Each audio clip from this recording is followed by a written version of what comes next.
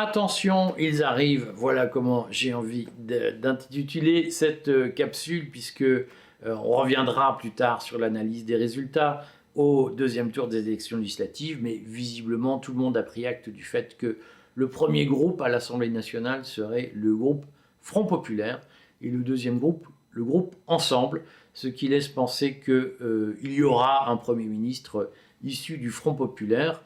Pour tout un tas de raisons qu'on prendra le temps de détailler tout au long de la semaine, s'ouvre une séquence désormais estivale qui va être extrêmement animée et qui va déboucher sur une situation dramatique que vous devez préparer dès maintenant. Alors, je vous signale quand même que j'ai d'ores et déjà fait vendredi dernier une vidéo sur la chaîne Patrimoine du Courrier des Stratèges, 4,90 € par mois. Cette chaîne vous permet de vous repérer dans la défense de votre patrimoine face aux difficultés qui arrivent. Vous savez que les difficultés de finances publiques, nous les annonçons depuis 1 an et demi, nous vous les expliquons, nous vous les préparons et nous vous disons que depuis plusieurs mois, nous vous disons que c'est en 2004 que ça va péter et vous allez voir, ça va arriver plus vite qu'on ne croit. Et donc j'ai refait tout à l'heure une vidéo sur cette chaîne vidéo YouTube Patrimoine sur comment concrètement acheter et stocker de l'or, parce que ça fait partie de vos questions. Si vous voulez retrouver des conseils sur ce sujet, abonnez-vous. Vous pouvez vous y abonner à partir, par exemple, de cette vidéo. Vous cliquez sur le titre de cette vidéo, ce que vous voyez le titre en dessous de mon visage, le titre YouTube. Vous cliquez sur ce titre, vous faites View Channel, voir la chaîne du Courrier des Stratèges, et sur cette page, vous avez un bouton Rejoindre pour vous abonner à notre chaîne.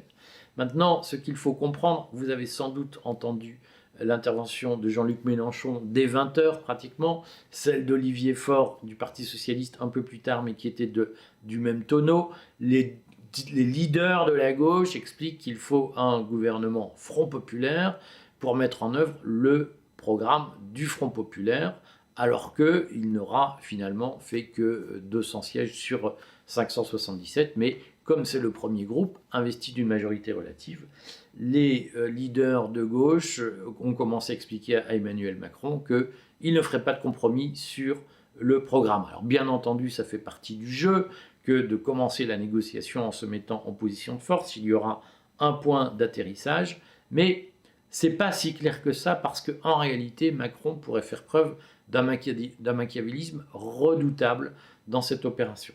Ce qu'il faut avoir à l'esprit, quoi qu'il arrive, mais nous allons au Courrier des Stratèges, pensez à vous abonner si vous n'êtes pas encore abonné, nous allons au Courrier des Stratèges vous expliquer jour après jour ce qui se passe et quels sont les risques pour les finances publiques et pour la situation monétaire et pour votre patrimoine au vu des mesures prises par la majorité qui arrive. Mais ce qu'il faut comprendre, c'est que la politique annoncée par Jean-Luc Mélenchon, mais qui est la politique expliquée dans le programme du Front Populaire tel qu'il a été publié, c'est une politique, on va dire, soviétique, c'est-à-dire d'étatisation générale de l'économie, avec une inquisition fiscale, une forte augmentation d'impôts, évidemment pour les riches étant tous ceux qui dépassent et tous ceux qui vivent de leur travail indépendamment de l'État. Alors comme on ne les contrôle pas, on va les saquer. Et politique d'inquisition fiscale, politique d'augmentation massive des dépenses publiques, politique de contrôle de l'économie, avec notamment le blocage des prix, l'augmentation forcée des salaires, l'intrusion de l'État dans tous les segments économiques au mépris de la liberté d'entreprendre, des mesures qui vont par ailleurs viser à remettre en cause la propriété privée, tout ce que Klaus Schwab, le patron de Davos, préconisait dans son livre The Great Reset. Je vous rappelle que j'ai sorti un livre à l'époque sur le Great Reset. N'hésitez pas à le lire, il vous expliquera ce qu'est la politique de Davos et vous pourrez mesurer au jour le jour le lien entre le programme du Front Populaire et le programme de Davos. Mais donc dans cette affaire, eh bien, on va se trouver dans une situation qui va organiser un scénario à la grecque, c'est-à-dire une spéculation inévitable des marchés sur l'insoutenabilité, comme on disait à une époque, de la politique économique du Front populaire, qui est une politique qui va reproduire les erreurs commises par exemple par François Mitterrand en 81 et qui ont conduit à ce qu'on a appelé le tournant de la rigueur en 83 après une déconfiture économique magistrale. On va recommencer les mêmes erreurs, mais c'est aussi les erreurs commises par Tsipras au moment de la crise grecque. Nous allons les reproduire, simplement autant l'économie grecque était au fond un acteur mineur de l'économie européenne, autant l'économie française est un plus gros morceau à avaler pour l'épargnant allemand qui garantit la valeur de l'euro. Et donc, on le rappelle, le peuple français a validé dans un référendum, par un référendum, l'adhésion de la France au traité de Maastricht. Ce traité de Maastricht crée une zone monétaire unique qui, zone monétaire commune, je ne vais pas reprendre ce débat qui est ici anecdotique. La France, le peuple français, à part une majorité qu'on peut contester, mais qui a existé, validé son appartenance au traité de Maastricht, qui organise une zone monétaire, et tout le monde sait que pour qu'une zone monétaire fonctionne, il faut qu'il y ait une convergence des politiques budgétaires. Or là, la France, la politique de Mélenchon, va créer un choc dit asymétrique sur les politiques budgétaires européennes en refusant de mettre en place les stratégies qui sont arrêtées par le Conseil européen et en sortant d'une façon ou d'une autre des logiques de convergence qui permettent à l'euro d'être une monnaie crédible. Et donc, il va y avoir une tension sur l'euro qui va se résoudre de deux façons possibles. Soit un Frexit, c'est-à-dire la France va être chassée de la zone euro et on mesure les dégâts collectifs que tout cela va produire et les soubresauts politiques que tout cela va produire si ça devait arriver. Et ce sera de toute façon une zone de turbulence qui se traduira par du ralentissement économique, au moins temporaire, et d'une façon ou d'une autre, de l'appauvrissement de la population. Mais le plus vraisemblable est que, constatant les divergences budgétaires françaises, et leurs conséquences directes, c'est-à-dire une augmentation de l'inflation. Le fait qu'on augmente artificiellement les salaires produira de l'inflation. Rappelons-le, les salaires en France ne sont pas bas, ils sont très élevés. Simplement, ils sont grevés d'impôts et de cotisations sociales qui servent à nourrir plein de gens qui ne sont pas ceux qui ont travaillé. Mais donc quand on augmente cette somme, eh bien, on va produire de l'inflation. Si ça vous intéresse, je vous expliquerai pourquoi dans une vidéo spécifique. On va par ailleurs produire de la fuite de capitaux, on va produire de la spéculation sur l'échec de cette politique économique, ça va se traduire par une augmentation des taux d'intérêt auxquels la France devra emprunter pour financer ses services publics, et donc ça va se traduire par un étranglement progressif des services publics en France et une explosion du déficit et de la dette, et donc une spéculation des marchés sur la faillite de l'État en France.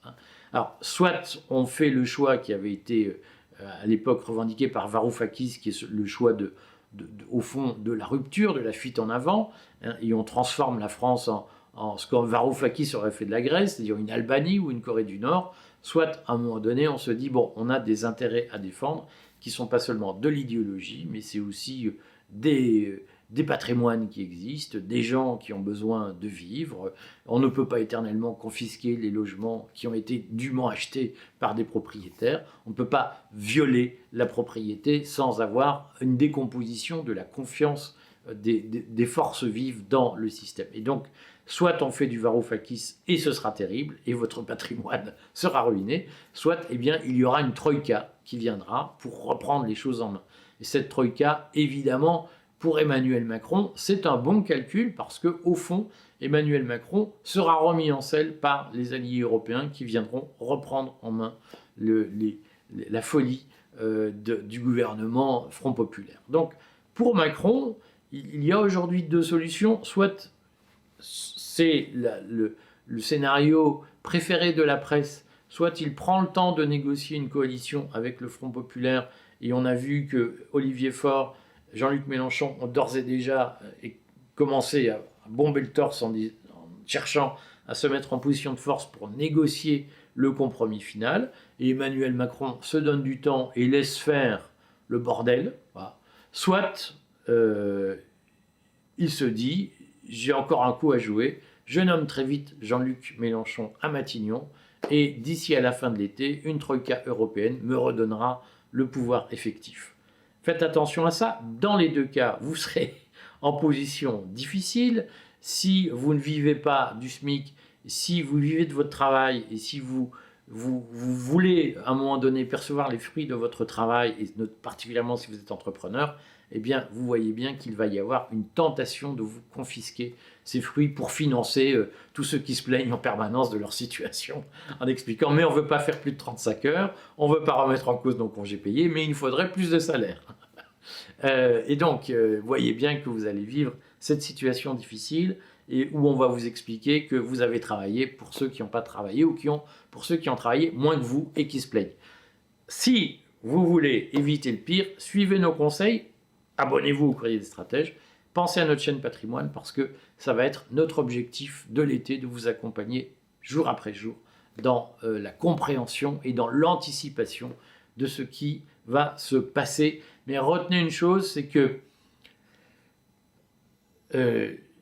le programme économique du Front Populaire est un programme suicidaire qui mettra la France sous tutelle des pays européens ou bien qui mettra la France hors de l'Union européenne parce que le programme du Front Populaire n'est pas conforme à la convergence budgétaire exigée par le maintien de la zone euro prévue par le traité de Maastricht.